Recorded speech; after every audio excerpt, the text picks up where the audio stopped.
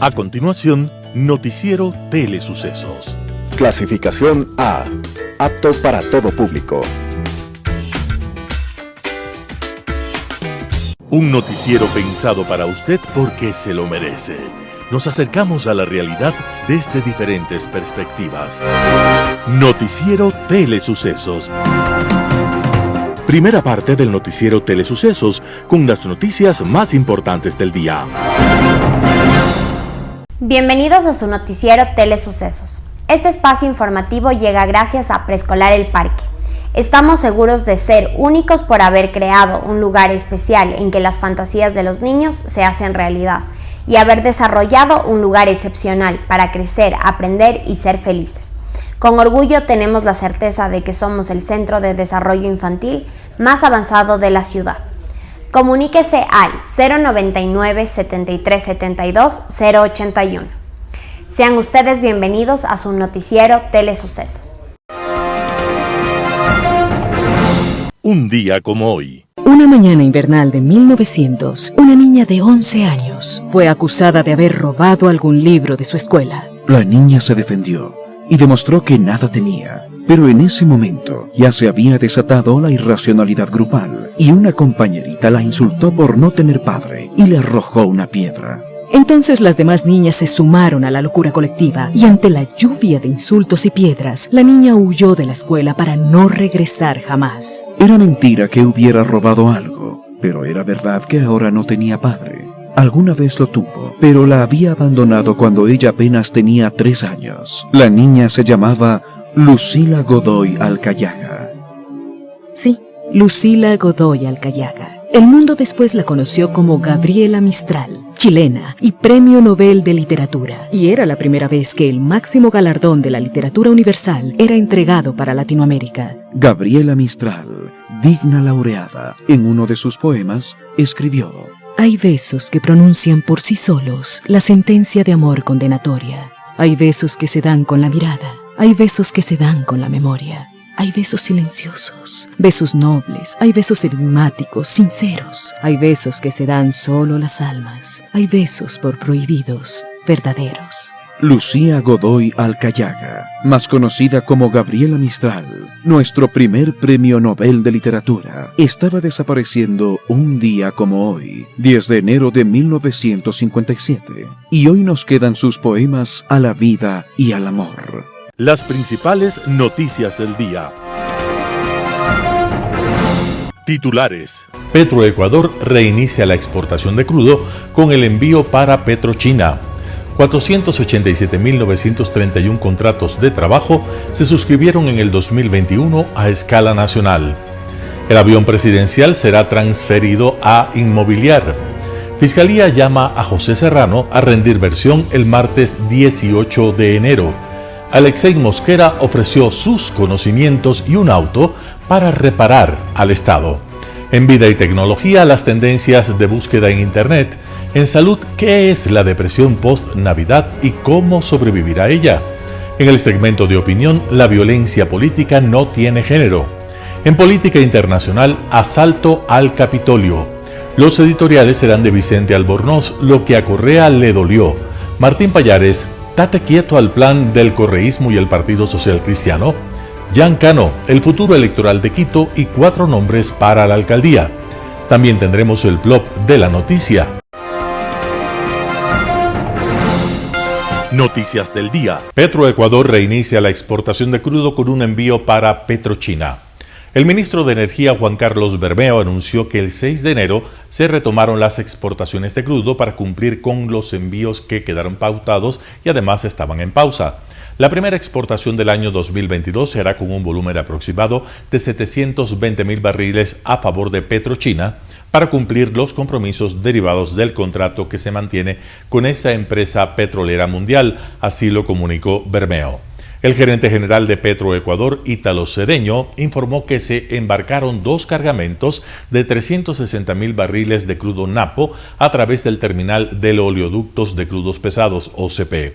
El viernes se reiniciarán las exportaciones de crudo Oriente por el terminal marítimo de Balao en Esmeraldas con 2 cargamentos de 360.000 barriles, señaló. El bombeo y el transporte de crudo se reactivaron a partir de que finalizó la construcción de las variantes emergentes en el sistema de oleoducto transecuatoriano SOTE y en el poliducto Xuxufín-Quito en la provincia de Napo. Estas operaciones permitieron recuperar el 93% de la producción petrolera con relación a los volúmenes registrados antes de la paralización de los oleoductos. 487.931 contratos de trabajo se suscribieron en el 2021 a escala nacional. La contratación de personal en 2021 no se detuvo, de hecho creció en 3 dígitos comparada con el 2020. En los 12 meses del año en todo el país se firmaron 487.931 contratos, según los registros del Ministerio del Trabajo al 31 de diciembre de 2021. Un 120% más que en 2020, cuando se llegó a 221.542 contratos.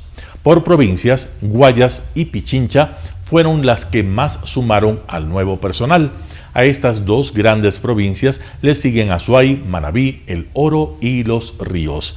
Las 5 actividades que más adicionaron personal a su nómina en 2021 fueron la agricultura, esto incluye ganadería, silvicultura y pesca, el comercio, industrias manufactureras, actividades de servicios administrativos y de la construcción. Estas actividades, de hecho, también fueron las que registraron desempeños positivos en sus ventas hasta octubre del año pasado. En tanto, el sector camaronero, que ha sido uno de los más dinámicos en el último año, resaltó la creación en los últimos 2 años de más de 10.000 plazas de empleo directas. Según la consultora ADECO, las áreas en donde más contrataciones se realizaron en el último año fueron para segmentos del campo comercial, ramas de tecnologías de la información y en recursos humanos. El avión presidencial será transferido a Inmobiliar. El presidente Guillermo Lasso firmó el decreto ejecutivo 311 por el cual modifica el decreto 180 sobre el proceso de venta del avión presidencial Legacy M135BJ, emitido el 31 de agosto de 2021. En la resolución firmada el miércoles 5 de enero de 2022, el primer mandatario ahora autoriza al Ministerio de Defensa del Ecuador para transferir la aeronave a la Secretaría Técnica de Gestión Inmobiliaria del Sector Público. Esta entidad deberá continuar el proceso de enajenación. La orden presidencial, que tiene 3 artículos, autoriza al ministro de Defensa Luis Hernández para que en un plazo no mayor a 60 días efectúe los trámites necesarios para transferir a título gratuito el avión a Inmobiliar. El artículo 2 dice que Inmobiliar deberá efectuar las acciones para que en el proceso de enajenación de la aeronave se obtengan los mejores beneficios para el Estado ecuatoriano, para cuyo efecto deberá determinar la figura jurídica que más convenga. El artículo 3 señala que mientras dure el proceso de venta, la Fuerza Aérea Ecuatoriana hará el mantenimiento y la operación mínima de la aeronave. Además, indica que el seguro del avión será gestionado por el Ministerio de Defensa y el costo por avalúo y cambio de la matrícula deberá ser imputado al nuevo propietario. La Fiscalía llama a José Serrano a rendir versión el martes 18 de enero. José Serrano, exministro del Interior, fue convocado a rendir su versión libre y voluntaria dentro del caso por supuesto peculado a las arcas del Instituto de Seguridad Social de la Policía Nacional ISPOL. La diligencia está programada para el martes 18 de enero. El llamado a Serrano está dentro de un impulso fiscal como parte de las investigaciones que se ejecutan por el caso ISPOL. Ahí se le pide acudir con su abogado de confianza a las instalaciones de la Fiscalía en Quito. Deberá presentar su cédula de identidad y la papeleta de votación. Por otro lado, el general en servicio pasivo Lino Proaño también fue convocado a rendir su versión. Él deberá presentarse el lunes 17 de enero. El llamado a presentar su testimonio se produjo después de que el coronel Renato González, actual director del ISPOL, pidiera a la Fiscalía contar con los 2 testimonios. Alexei Mosquera ofreció sus conocimientos y un auto para reparar al Estado. Alexei Mosquera, exministro de Energía, fue sentenciado en 2018 por lavado de activos. Aceptó haber recibido $1 millón como concepto de coima de la constructora Odebrecht a cambio de contratos. El miércoles 5 de enero de 2022, en la Corte Nacional de Justicia, se instaló la audiencia de ejecución de la sentencia sobre su caso de lavado de activos. En julio de 2020, el exfuncionario salió en prelibertad luego de haber cumplido el 60% de su condena de 5 años, pero todavía debe $666,000 por concepto de reparación al Estado. Por este motivo, ante un tribunal de la Corte Nacional de Justicia, Mosquera presentó una fórmula de pago que consta de 2 puntos: un vehículo Kia Rio y materializar conocimientos técnicos sobre energía térmica y mecánica para poner a servicio del Estado. El tribunal resolvió que peritos del Servicio de Investigaciones de Accidentes de Tránsito SIAT valoren el automóvil, mientras que el segundo planteamiento fue declarado improcedente. La Procuraduría se opuso, ya que Mosquera tiene impedimento de ejercer un nuevo cargo público y no podría poner sus conocimientos a servicio del Estado. Vida y tecnología. Hola amigos, gracias por acompañarnos nuevamente en este segmento de Vida y Tecnología, donde queremos comentarles qué pasó en el 2021 respecto a las búsquedas en la red e Internet. Bueno, resulta que después de un montón de años, probablemente más de 20 años, Google fue destronado como la palabra más buscada en la red y la destronó una red social que se llama TikTok. Nosotros hemos comentado en varias ocasiones las ventajas de TikTok y resulta que en este momento TikTok es extremadamente relevante.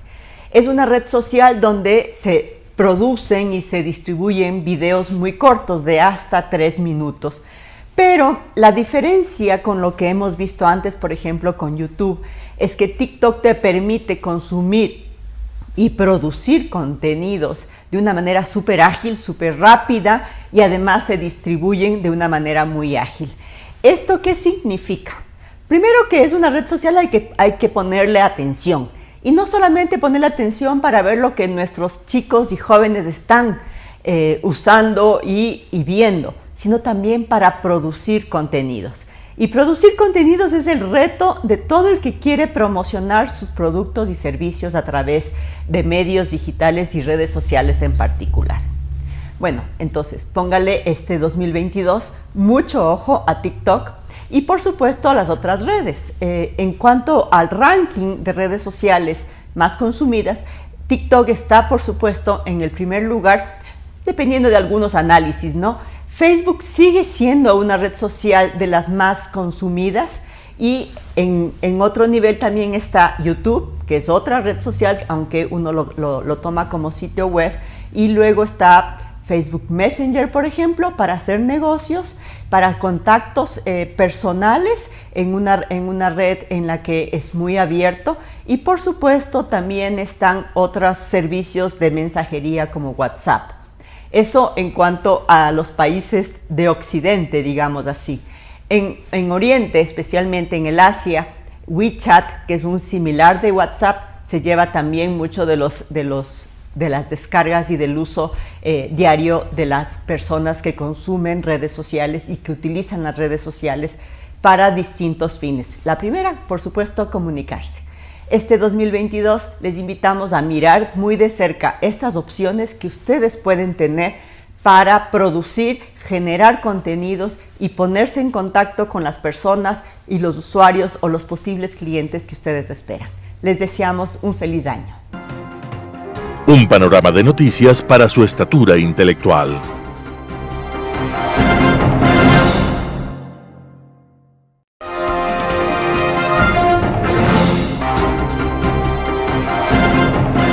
¿Han escuchado ustedes hablar sobre la depresión post-Navidad o la depresión post-decembrina? Pues bueno, es una condición que suele ocurrir con relativa frecuencia en muchas personas y que la vivencian después de haber atravesado las fiestas de Navidad y de Año Nuevo. Y ¿Por qué se da esa condición? Si aparentemente todo era alegría 15 días atrás, ¿por qué las personas empiezan a sentir ahora como que diciembre no tiene el sentido? Está vinculado justamente con esas situaciones que se viven en las fiestas navideñas. Navidad implica un ambiente de alegría, implica un ambiente de más fraternidad, de estar vinculado con muchas personas, de establecer cambios, a veces de gastar más de lo que la persona puede tener. Y viene unido también al Año Nuevo, y en el Año Nuevo las personas empiezan a hacer un recuento, ¿no es cierto?, de los meses transcurridos, de lo que lograron hacer, de lo que no lograron hacer, y a veces ese balance suele ser negativo, y eso genera frustración en las personas, genera una crisis. Entonces viene enero y viene acarreándose toda esta tensión más grande que las personas han tenido que ir enfrentando. A veces no les gusta este tipo de fiestas y sin embargo tienen que verse involucradas en las mismas, y eso hace que en el mes de enero la persona se sienta con un desasosiego muy grande, sienta como que todo no tiene sentido, como que empiezan a invadirle pensamientos negativos y empieza también a aterrizar a la realidad. Entonces de pronto las deudas sumaron más porque la persona no se controló en el mes anterior, de pronto subió mucho de peso porque comió en exceso, de pronto siente que todo lo que como que esas 2 semanas se salieron del mundo y ahora nuevamente mira la realidad que está a su alrededor. Tal vez está solo, tal vez está enfrentando una situación de desempleo y demás, y esto genera justamente esa condición que se le pone el nombre de depresión postdecembrina, que no es una depresión como tal, sino más bien un estado situacional, estacional, que está vinculado también con los países del norte que viven el invierno y que hace que las personas tiendan a deprimirse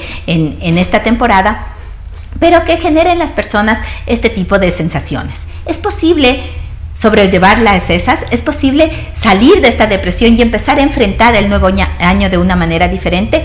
Claro que sí. ¿Cómo? Bueno, primero aceptando que estamos en un nuevo momento, ¿no es cierto?, que pasaron esas fiestas y que ahora empezamos a vivir esta nueva etapa, tal vez con algún tipo de propósito determinado, tal vez haciendo reajustes frente a lo que no nos gustaría y quisiéramos cambiar, retomando las actividades cotidianas a las que ya estábamos acostumbrados, es decir, retomando nuestra rutina diaria, el tema del trabajo, el tema de ciertas actividades que forman parte de nuestra vida y que tal vez las dejamos en stand-by durante esas 2 semanas, empezarnos a involucrar nuevamente en el día a día, sin hacerlo de una forma rutinaria, sino más bien de una forma entusiasta, de una forma que nos motive el empezar a realizar ese tipo de situaciones. El ir considerando estos aspectos a la par de ir planteándonos pequeños objetivos que nos hagan sentirnos mejor, va a ayudar a menguar esta situación. Pero es importante que tengamos en cuenta algo. Esta situación es estacional, puede mantenerse durante 1, 2, máximo hasta 3 semanas en este mes. Y después la persona se vuelve a reajustar y retoma nuevamente su rumbo. Si es que esa situación se mantiene durante más tiempo, si la persona siente que en lugar de sentirse mejor, está decayendo cada vez más y pierde el gusto por realizar sus diversas actividades, entonces es una señal de alerta y es una señal que nos indica que necesitamos una ayuda profesional. No tengamos temor de hacerlo, porque si es que nosotros buscamos una ayuda profesional, una ayuda psicológica, entonces vamos a estar bien, nuestra salud mental va a estar bien, por lo tanto nuestra salud física también va a estar bien y van a estar bien también las personas que nos rodean. Recordemos siempre que el bienestar emocional es fundamental para el desarrollo de nuestras vidas. Muchas gracias. Opinión. Hola, soy Andrés Castillo Maldonado y este es el comentario de la semana. Desde que la Constitución de la República del año 2008 puso entre sus normas que los derechos deben ser progresivos, en materia política también se han ido incrementando una serie de acciones positivas y afirmativas que garantizan que en efecto el ejercicio de la política por parte de las mujeres vaya mejorando exponencialmente con relación a los derechos que tenían hasta antes de la Constitución. Se habla ahora de paridad de género, se habla ahora de la ley de cuotas, se habla ahora de la violencia política contra las mujeres. todas estas conquistas han nacido a partir de las luchas que han tenido los movimientos feministas para garantizar la igualdad de participación y la igualdad de oportunidades dentro de un sistema democrático como en el ecuatoriano. Yo felicito como el que más esos avances, aun cuando creo que, más bien dicho, la política y la participación de las mujeres no debe requerir de una ley de cuotas, sino más bien que en la sociedad ecuatoriana, en la psiquis de la sociedad, se vaya haciendo carne la idea de que las mujeres pueden participar y deben participar en el accionar público sin necesidad de que una norma obligue a que esto sea, sino más bien, como lo han venido haciendo hasta ahora, vayan ganando sus espacios con su esfuerzo, con sus ejecutorias, con la dedicación que le puedan dar a la cosa pública y, por supuesto, con las obras, bienes y servicios que se pueda otorgar desde la institución pública hacia los administrados. Por lo tanto, aun cuando yo considero absolutamente innecesaria una ley de cuotas, porque creo que las mujeres tienen exactamente las mismas capacidades de los hombres y no necesitan de ningún tipo de acción afirmativa,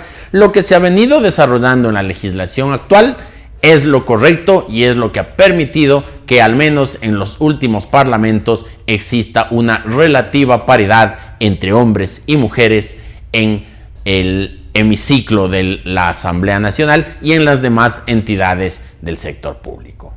Por otro lado, cuando hablamos del debate político, cuando hablamos de la confrontación de tesis, cuando hablamos de la confrontación de planes y programas, es decir, cuando hablamos de la lucha política electoral, también han existido avances por parte de las mujeres en donde se ha penalizado inclusive la violencia política contra estas. Se ha reconocido de alguna manera cómo el accionar en la lucha política debe tener ciertos límites que no hagan que la acción de cada uno de los que ejercen la actividad política pueda ir enmarcada en el menosprecio, en la discriminación, en el atentado a la dignidad de las mujeres, en el meterse en la intimidad de estas o en el pretender decir que quizás podían formar parte de cualquier tipo de actividad ajena a la política para poder ir ascendiendo en los espacios de poder.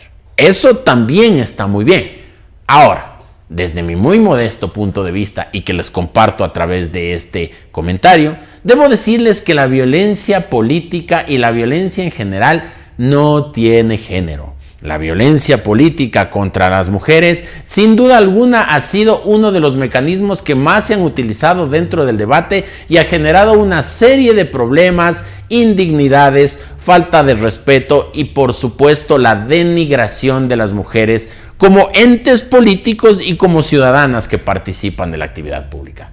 Pero de hace un tiempo para acá podemos ver cómo, en cambio, a los hombres, a aquellos que están por fuera del estereotipo de quienes tienen que ser protegidos a través de acciones afirmativas o discriminaciones positivas, no existe ningún tipo de regulación para poder controlar que no sean sujetos pasivos de la violencia política. En días pasados pudimos ver cómo algunos de aquellos que pretenden alcanzar puestos en las distintas en los distintos municipios, en los distintos cargos, tanto en la ciudad de Quito como en el país, han sido objeto de violencia política. Particularmente un candidato que en las redes sociales ha estado haciendo una importante labor, tuvo como resultado y como respuesta a su iniciar de campaña una serie de ataques en lo personal y en lo humano. Yo desde esta tribuna quiero censurar cualquier tipo de ataque que se haga en el plano de lo personal, sean hombres o sean mujeres los que sean los objetos de ese ataque. Y digo esto porque debemos comenzar a desentar la política. La política en el Ecuador y en el mundo tiene que ser una confrontación de tesis, tiene que ser una confrontación de ideas, tiene que ser una confrontación de propuestas, tiene que ser una confrontación de planes y programas tendientes a garantizar el beneficio de lo público. Lo otro es exclusivamente privado, del fuero interno de las personas. Utilizar la condición humana de las personas para denigrarla es lo más bajo que se puede hacer dentro del accionar público. Por lo tanto, yo no me matriculo en aquella forma de hacer política.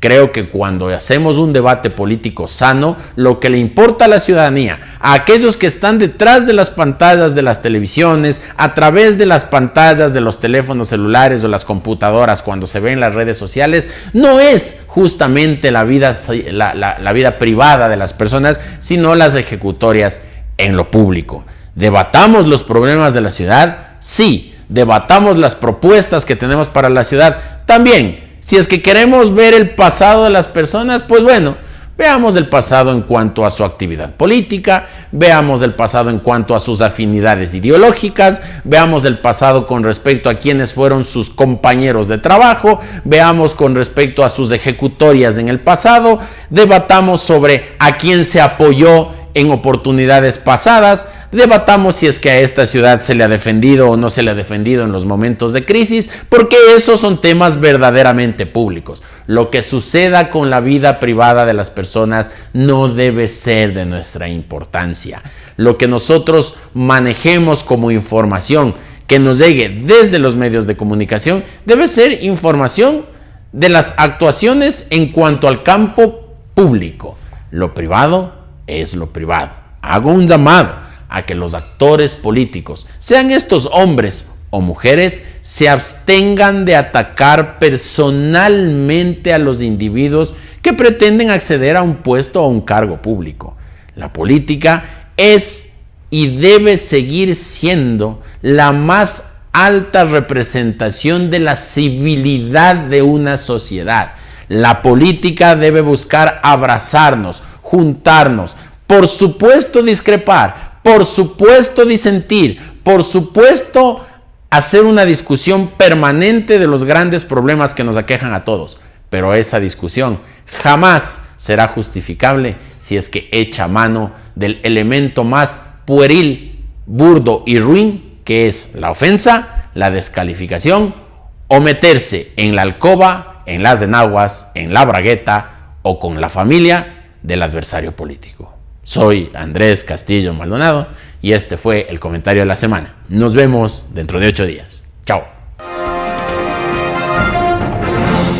Global Hoy con Alan Carney. Hace justamente un año, mientras se recontaban en el Congreso de los Estados Unidos los votos electorales que confirmaban la victoria del entonces candidato Biden sobre el aún presidente Trump en las elecciones del mes de noviembre del año anterior, una turba violenta, armada y organizada se lanzó contra la policía y los custodios del eje central de la institucionalidad democrática de los Estados Unidos, el Congreso de la República, ingresando al edificio del Capitolio con la consigna de negar y anular la decisión de los comités electorales que ratificaban la victoria de Biden, demostrando que las aseveraciones y recursos judiciales interpuestos por Trump, afirmando que se había producido un gran fraude electoral en su contra,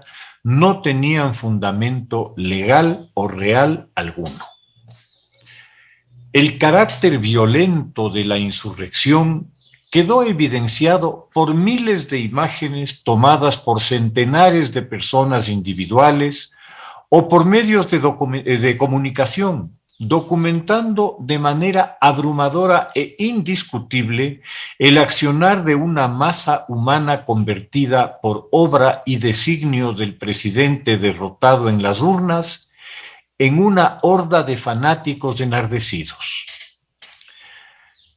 Ya Gustave Le Bon, a finales del siglo XIX, había postulado en su obra sobre la psicología de las masas la ecuación central de su planteamiento. La reacción de la masa no es igual a la suma de las reacciones de sus individuos. Este postulado fue profundamente analizado por los movimientos radicales de masas en la Europa posterior a la Primera Guerra Mundial, particularmente por el fascismo italiano de Mussolini y el nacionalsocialismo de Hitler en Alemania, alcanzando un nivel de manejo muy efectivo en el montaje de la escenografía política, el simbolismo y el discurso o mensaje. La manipulación técnica adecuada de estos medios permitió a los líderes de esos movimientos la movilización política de millones de personas, tras unos discursos mesiánicos centrados en la creación de un enemigo, causa de todos los males, en la siembra del odio por ese enemigo malvado y en la, naturalmente, superioridad moral, en la bondad y en la verdad absoluta del líder y por su intermedio de sus seguidores. En efecto, el movimiento político es transformado en una religión, con su líder devenido en profeta, con unos mandamientos insoslayables e indiscutibles. Estos mecanismos psicológicos para la manipulación de las masas continuaron siendo aplicados en el mundo mucho después de la desaparición de estos precursores, por toda suerte de encantadores de serpientes y vendedores de humo en su búsqueda del poder político autoritario absoluto. Nuestra América Latina fue un escenario propicio para tales prácticas y lo sigue siendo, como una rápida mirada al mapa político del continente nos lo puede demostrar. El expresidente Trump, desde el primer día de su primera campaña, se apegó estrictamente al libreto señalado, creando una serie de imágenes identitarias para atraer seguidores a su propuesta. En los primeros momentos de su campaña, nadie se lo tomó en serio. Se lo consideró una especie de bufón sin ninguna posibilidad, pero a lo largo de la campaña se evidenció que sus acciones y su discurso habían sido cuidadosamente estudiados y ensayados, apelando a los resentimientos, insatisfacciones, anhelos y frustraciones de amplias capas de la sociedad americana en torno al daño que se le había hecho al país y a ellos personalmente por parte de los extranjeros que se habían llevado sus trabajos a China, a Filipinas o a México, y a los migrantes que querían aprovecharse de las instituciones y del bienestar que la sociedad americana blanca y anglosajona había creado. El 6 de enero del año pasado, habían llegado a Washington de varias partes de Estados Unidos muchos seguidores del expresidente Trump, alentadas por una propaganda engañosa que los invitaba a defender a un presidente al que supuestamente le habían robado la elección. Poco antes de la acción contra el Capitolio, Trump se dirige a esa masa, la agita y expresamente la incita a actuar de manera radical e inmediata para evitar que se consume el reconocimiento de la victoria de Biden en el Congreso. La turba así estimulada, enardecida y furiosa, irrumpe contra el Capitolio con consignas y objetivos extremos, como la liquidación física de representantes demócratas y de los republicanos que no compraron las mentiras de Trump sobre el fraude. Elevan cadalsos para colgar al vicepresidente Pence por negarse a participar en el sainete montado por Trump y su abogado Giuliani. Resulta sorprendente que, con todos estos antecedentes públicos y notorios, se le haga tan difícil a la sociedad norteamericana y a su sistema de justicia actuar de manera rápida y eficaz para establecer inequívocamente las sanciones jurídicas y políticas pertinentes a quienes han buscado, por medios violentos, subvertir el régimen democrático y la institucionalidad legal del país. En efecto, el lamentable y vergonzoso episodio fue de hecho un golpe de Estado, un intento de golpe de Estado, cuyo objetivo era la decapitación real y figurada del poder legislativo de la nación. La falta de esa acción decisiva es la fuente de una cada vez mayor polarización y desorientación de la sociedad americana y la desvalorización de un sistema político que ha permitido el más importante desarrollo y crecimiento que se haya visto en los pasados 250 años. Estados Unidos ha sido en buena medida el modelo y ejemplo a seguir para la aplicación del concepto del Estado democrático liberal que postulara la Ilustración, un Estado de derecho donde la ley rige para todos y garantiza a todos sus derechos individuales, limitando el absolutismo estatal a través de los mecanismos de separación de poderes, balances y controles. Pocos eventos habrán sido más dañinos para el ideal democrático en el mundo que los acontecimientos de hace un año en Washington. Pero sin duda, la incapacidad que se está haciendo evidente para establecer un precedente aleccionador y disuadir futuras aventuras autoritarias en forma alguna contribuye a la confianza que las instituciones, y particularmente la justicia, deben generar en la ciudadanía. El permitir, por conveniencia o negligencia, que los enemigos de la democracia se valgan de las herramientas de la democracia para burlarse de ella y subvertirla, es la más desgraciada manera de aceptar su final, al no tener el coraje de asumir una responsabilidad histórica por mezquinos cálculos partidistas. Como van las cosas, nada raro sería ver al expresidente Trump nuevamente en campaña en busca, ahora sí de frente, de la dictadura. Muchas gracias. Editorial. Lo que a Correa le dolió, por Vicente Albornoz, El Comercio. El fallo de la Corte Interamericana de Derechos Humanos a favor de Emilio Palacio y del diario El Universo nos recordó momentos muy tristes para la libertad de expresión y también revivió un interrogante sobre el correísmo. ¿Por qué tuvo ese gobierno una reacción tan violenta contra un artículo que, a pesar de estar bien escrito, tampoco era una obra de arte y hasta pudo haber pasado desapercibido? En otras palabras, ¿por qué le molestó tanto esa crítica mientras que ignoró otras? Aquí una hipótesis. Lo que más le dolió a Correa no fue que Palacio lo acuse de indultar mulas de narcotráfico.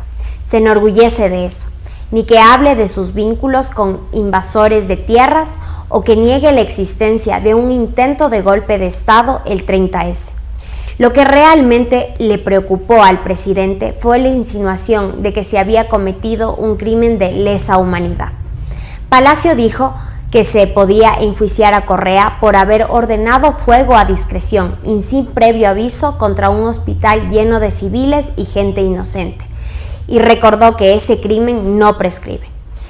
Eso es lo que desató la furia del gobernante y la persecución contra Palacio y El Universo. Lo que buscaba Correa era callar cualquier mala idea de cómo hacerle pagar, incluso muchos años después, por sus acciones. Los grandes perseguidos en esos años no fueron los que criticamos la pésima política económica cuya factura seguimos pagando. Tampoco se persiguió a quienes notaron su desastrosa política exterior cercana a Irán, Cuba y Venezuela, o a quienes dijeron que estaban destruyendo la educación. Esos temas no le interesaban. Los grandes perseguidos fueron los que ponían en peligro su cómodo retiro de expresidente, revelando la corrupción, que tampoco prescribe, y la lesa humanidad. Nunca le importó ser un mal presidente. Lo único que le importaba era tener tranquila jubilación expresidencial. Vicente Albornoz, El Comercio. Date quieto al plan del correísmo y el Partido Social Cristiano. Martín Pallares, 4 Pelagatos.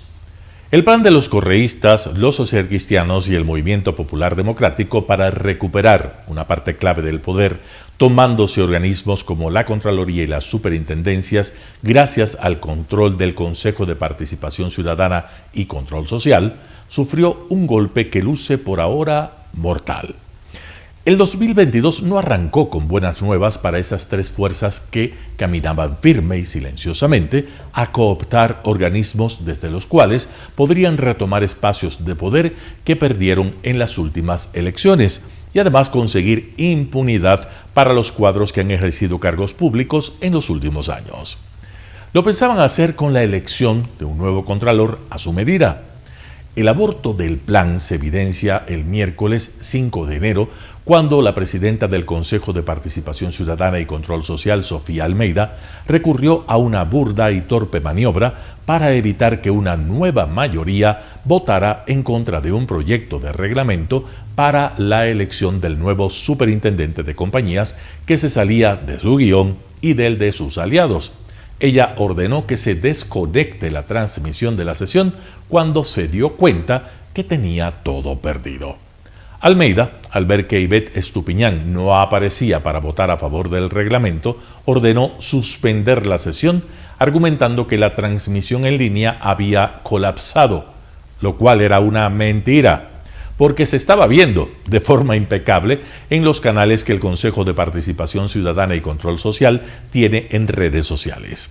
La estocada a la mayoría que había operado a sus anchas se produjo cuando la consejera Edith Estupiñán, que había actuado bajo los dictámenes del social cristianismo, se cambió de bando y se sumó a la que hasta ahora parecía poco era la minoría de María Fernanda Rivadeneira, Francisco Bravo y Hernán Ulloa.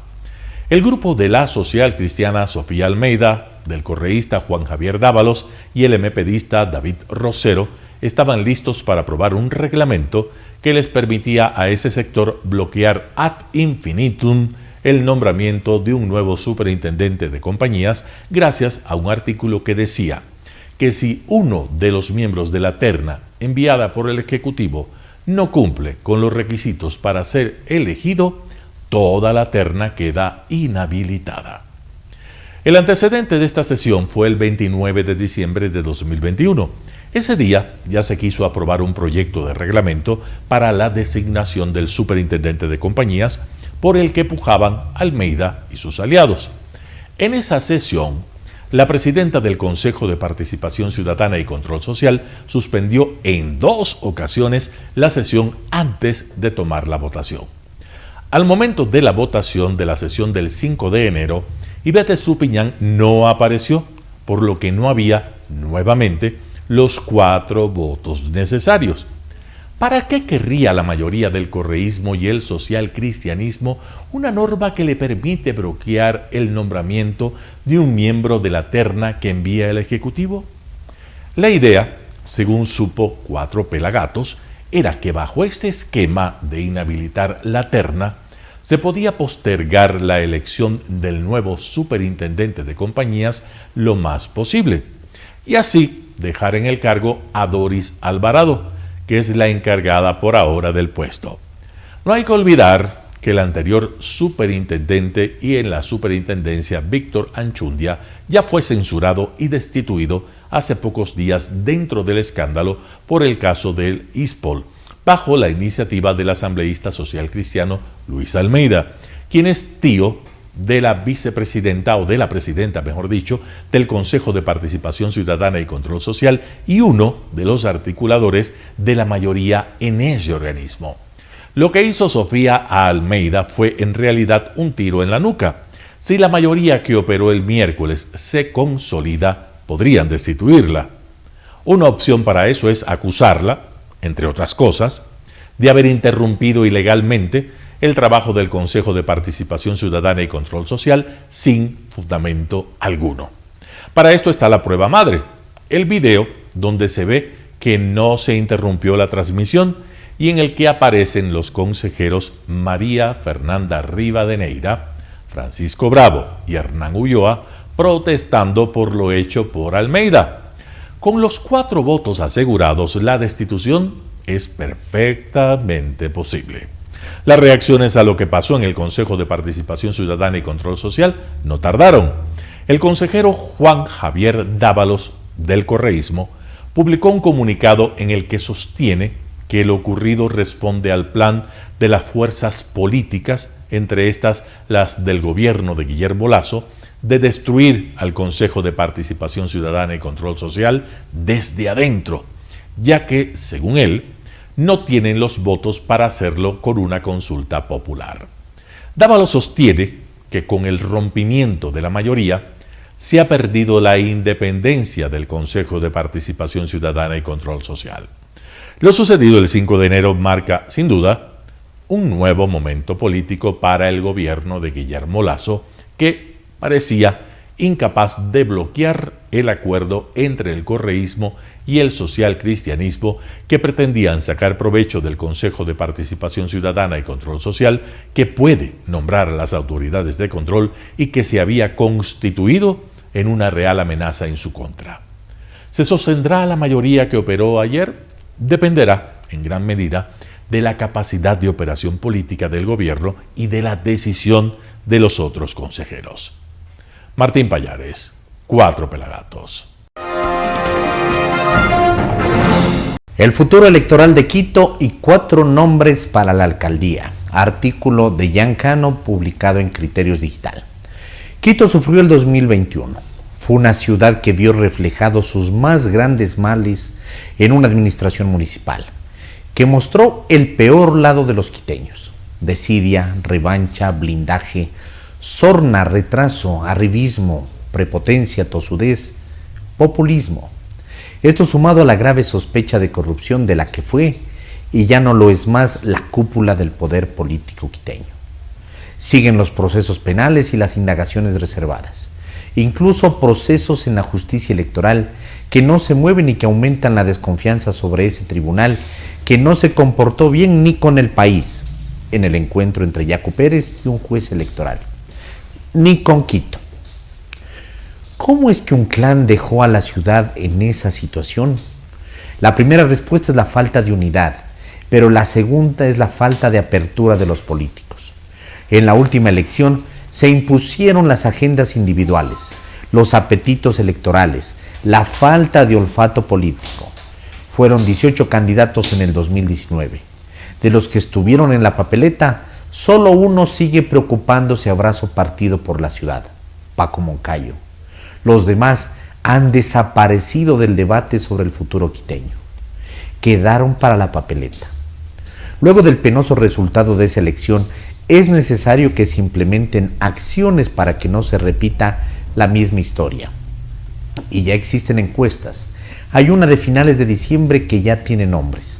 El principal que está en la mente de los quiteños es precisamente el de Paco Moncayo.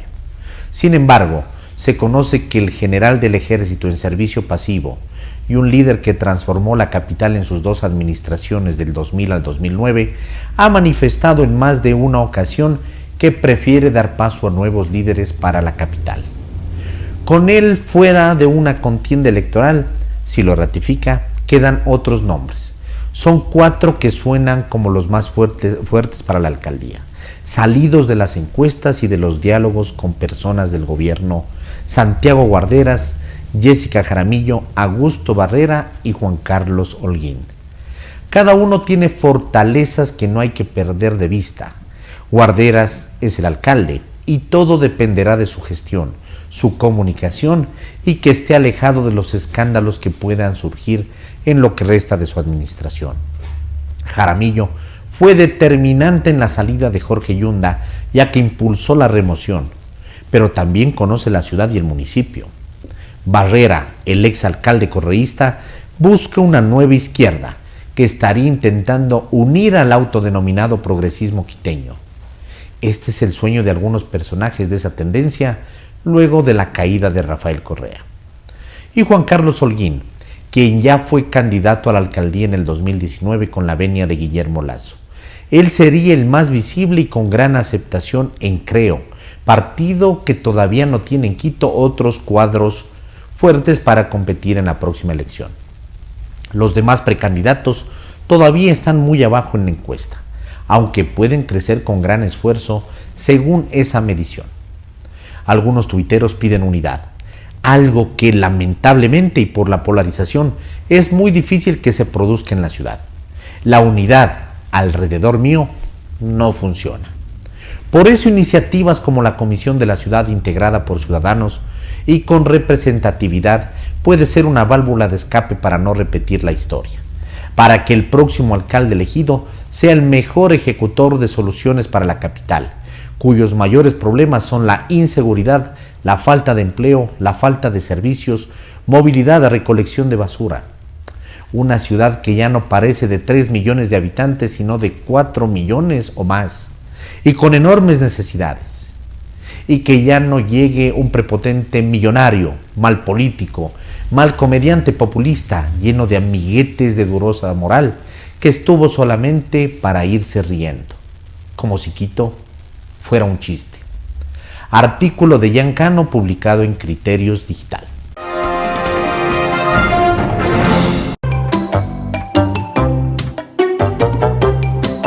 El Plop de la Noticia con Andrés Castillo. Lunes 10 de enero del 2022. Hola, soy Andrés Castillo Maldonado y este es el Plop de la Noticia.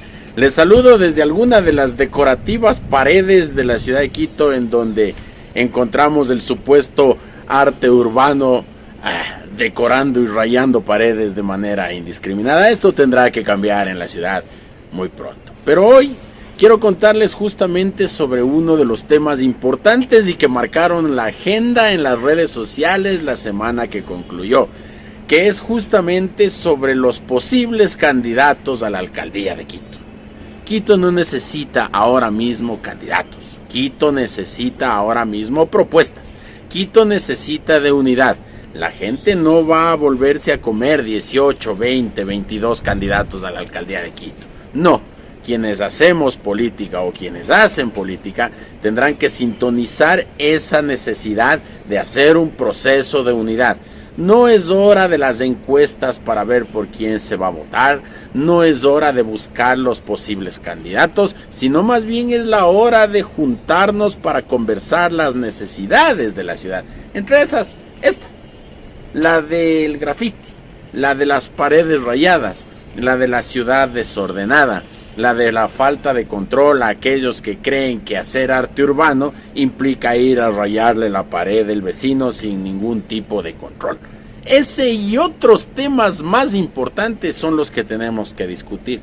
No si es que el candidato viene de tal tendencia o de tal otra. Eso ya quedará para la época de campaña.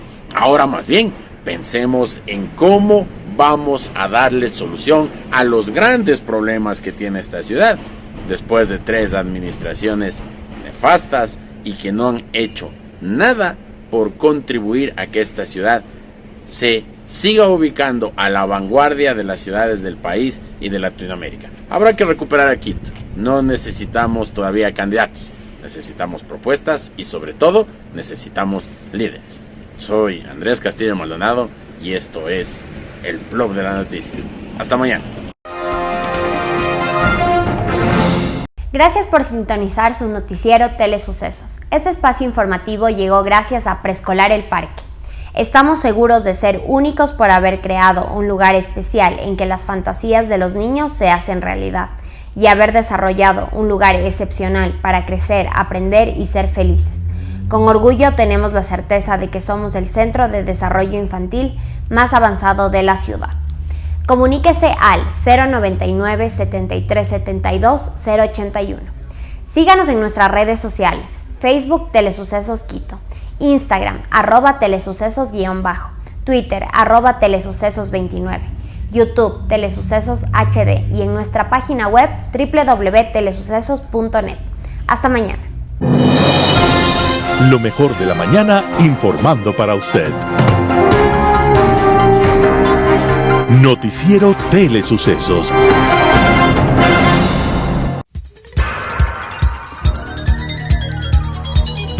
Las opiniones vertidas en este espacio por la producción y dirección del programa son de exclusiva responsabilidad de sus autores y de quienes intervienen en ellos.